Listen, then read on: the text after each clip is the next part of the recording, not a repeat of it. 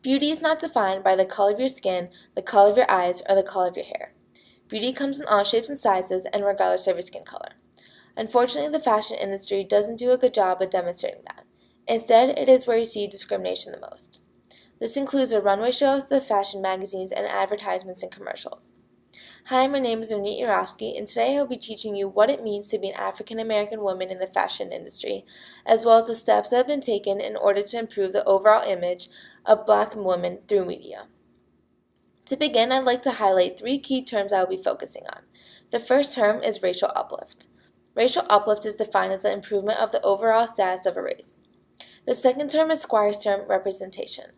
Representation is the way African Americans are represented across media. And the last term is audience. Audience focuses on how media devalues Black audiences, thus encouraging the Black population to seek entertainment and information from other sources. All of these key terms play a role in the fashion industry. This lecture will specifically highlight how these terms show up in the advertising aspect of the fashion industry. There have been many influential African American women who have appeared in advertisements for fashion, such as Naomi Sims, Tyra Banks, Beverly Johnson, Naomi Campbell, and most recently, Janelle Monáe. Each model contributed to racial uplift by featuring in photographs in some of the top elite magazines, such as Elle Magazine, German Cosmopolitan, and the Victoria's Secret catalog. Their presence on these magazines have made a statement to bring racial uplift, since usually only models with light skin, light hair color, and straight hair are used. The reason is because those features are considered to be the ideal image for a woman who is considered beautiful. Whenever an African American woman's image was used, it was very common to see them represented in ways that portray the ideal image by whitewashing their images. This includes lightening their skin tone and straightening their hair.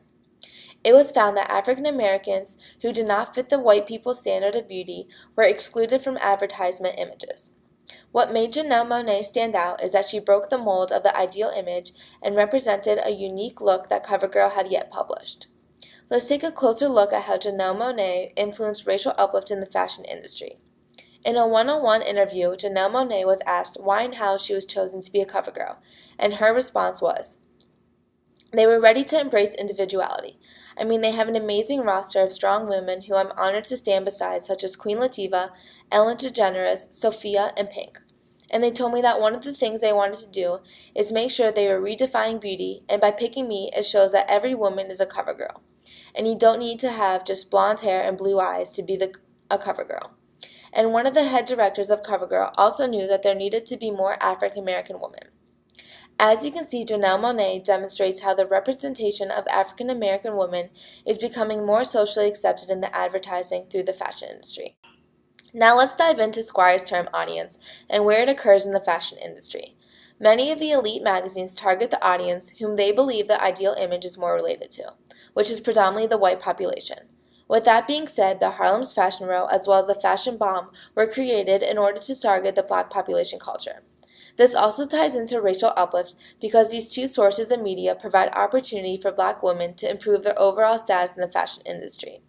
Earlier, I discussed the issues with the Black models, but African American designers play a major role in the fashion industry as well.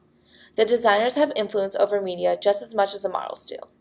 The Harlem's Fashion Row was created in order to give designers of color the opportunity to promote their clothes. Creators of Harlem's Fashion Row state that it was established as a tool for leveling the playing field. It focuses on increasing access to contracts, resources, and opportunities for Black designers who normally lack that. This organization hopefully will expose the Black designers not only to the Black population, but to the rest of society as well. The other source is the Fashion Bomb. This is a website that highlights the style and the trends of women and celebrities of color. Over the years, the website has been noticed by some of the most elite magazines such as Vogue and Glamour magazine, which proves that the overall status of African Americans is improving in the fashion industry. Throughout this lecture, I highlighted some of the key points in which racial uplift is occurring in the fashion industry and how the representation of African American women is improving through media. Being an African American woman in the fashion industry is difficult, but as a whole, the fashion industry is taking steps towards the right direction of creating a more equal and diverse industry.